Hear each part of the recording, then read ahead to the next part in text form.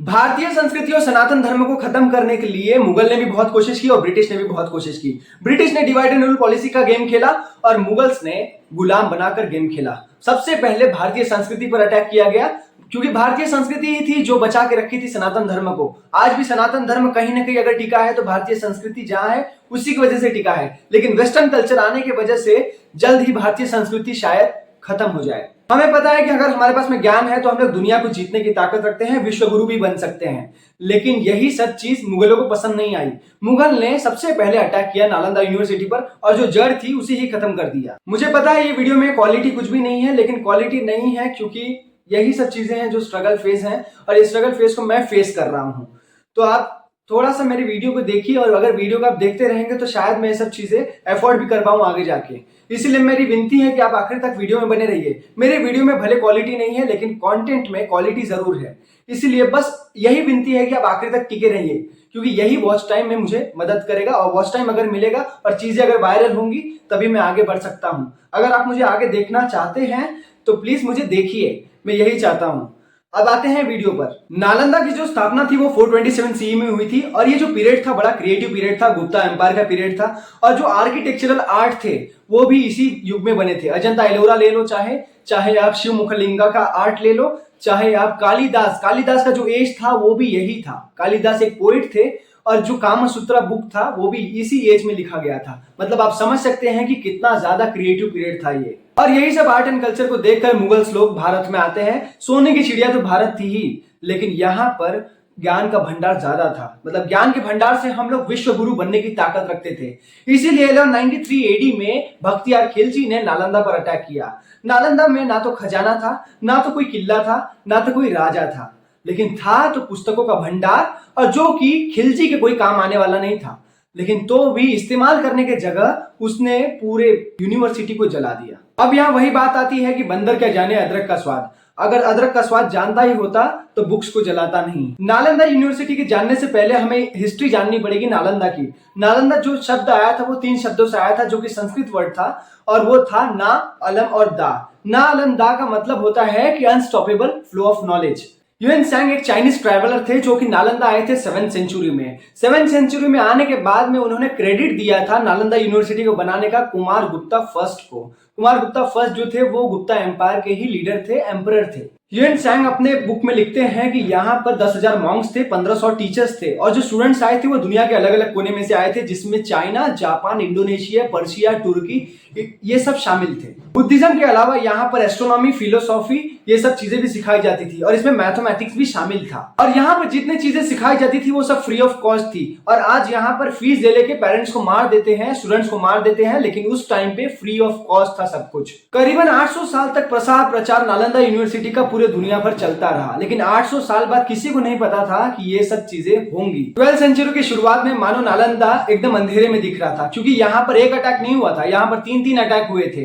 2 attack और किसी ने किया था और जो लास्ट अटैक था, जिसे 3rd अटैक कहा जाता है, वो बहुत गंभीर अटैक था जिसने यूनिवर्सिटी को ही खत्म कर दिया है। जानते हैं फर्स्ट अटैक किसने किया था? फर्स्ट अटैक जो था वो हुनस ग्रुप ने किया था और जो हुनस ग्रुप है वो सेंट्रल एशिया ट्राइब वालों को कहा जाता है, जिसने इंडिया को इन्वेड करने की कोशिश की थी। लेकिन गुप्ता एम्पायर के जो वंशज थे उन्होंने रिस्टोर कर दिया था फर्स्ट अटैक में नालंदा यूनिवर्सिटी को। और अगर दूसरे अटैक की बात करें तो दूसरा अटैक जो किया था वो बंगाल के गौदस राजवंश ने किया था, जिसे रिबिल्ड कर दिया था बुद्धिस्ट किंग हर्षवर्धन ने। पर किसी ने कल्पना नहीं की थी कि तीसरा अटैक इतना गंभीर होगा और इतना खतरनाक होगा, जिसमें नरसंहार होगा और इतने लोग मारे जाएंगे। और अब जो तीसरा अटैक था वो तुर्किश इन्वेडर बख्तियार खिलजी के द्वारा किया गया था, जिसने पूरे नालंदा यूनिवर्सिटी को खत्म कर दिया जड़ से।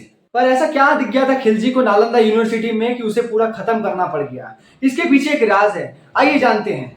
ऐसा कहा जाता है कि खिलजी बहुत बीमार था और कोई इलाज नहीं मिल रहा था। बहुत सारे जो हकीम थे उसके, वो भी उपाय नहीं कर पा रहे थे। तो किसी ने सजेशन दिया कि जो राहुल भद्रा हैं, प्रिंसिपल थे नालंदा यूनिवर्सिटी के, वही आपकी मदद कर सकते हैं। अब इतनी कोशिश की गई है तो और एक कोशिश कर लेते हैं।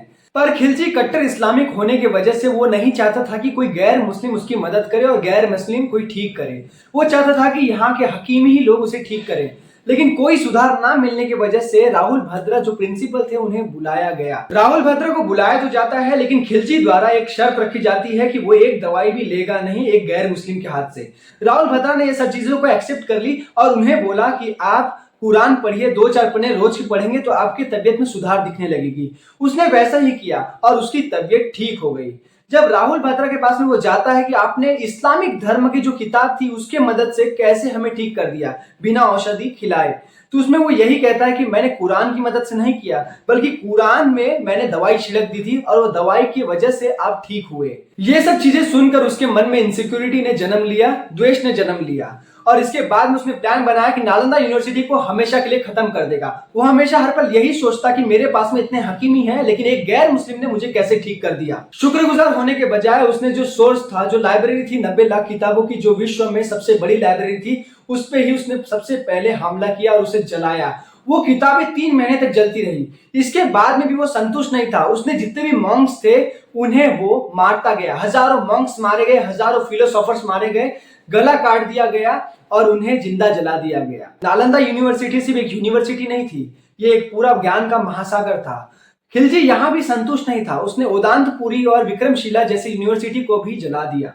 नालंदा यूनिवर्सिटी के लाइब्रेरी में बहुत सारे उपनिषद थे जो अपने ओरिजिनल स्क्रिप्ट में थे, उन्हें भी रिकवर किया नहीं जा सका आज तक। जिसे एजुकेशन का महत्व ही नहीं पता, जो हमेशा कट्टरता में रहता है, उसे क्या पता रहेगा कि एजुकेशन का इंपॉर्टेंस है क्या। वो ये नहीं जान सकता कि एजुकेशन की जो गहराई है वो कहां तक है और विश्व को कैसे जीत सकती है।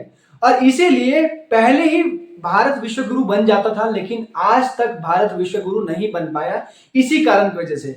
नालंदा यूनिवर्सिटी को अभी फिलहाल में इनॉग्रेट किया गया है नरेंद्र मोदी के द्वारा, लेकिन मुझे नहीं लगता जैसे पहले बच्चे आते थे यहाँ पर पढ़ने के लिए वो आ जाएंगे, क्योंकि अभी सब नेशंस डेवलप हो चुके हैं और सबके पास में अतिरिक्त नॉलेज है और वो नॉलेज वो वहीं से गेन कर सकते हैं, उन्हें यहाँ आने की जरूरत नहीं है। अगर आपको थोड़ी सी भी वीडियो पसंद आ रही है तो सब्सक्राइब करके जाइए, क्योंकि हमेशा ऐसा ही मेरा भी दिन नहीं रहेगा, मेरे भी दिन लौटेंगे और दिन लौटते ही मैं आपको अच्छी क्लियरिटी के साथ में सामने दिखूंगा। इसीलिए मुझे मैक्सिमम सपोर्ट कीजिए और वीडियो को जितना ज्यादा शेयर हो सकता है उतना शेयर कीजिए, क्योंकि शेयर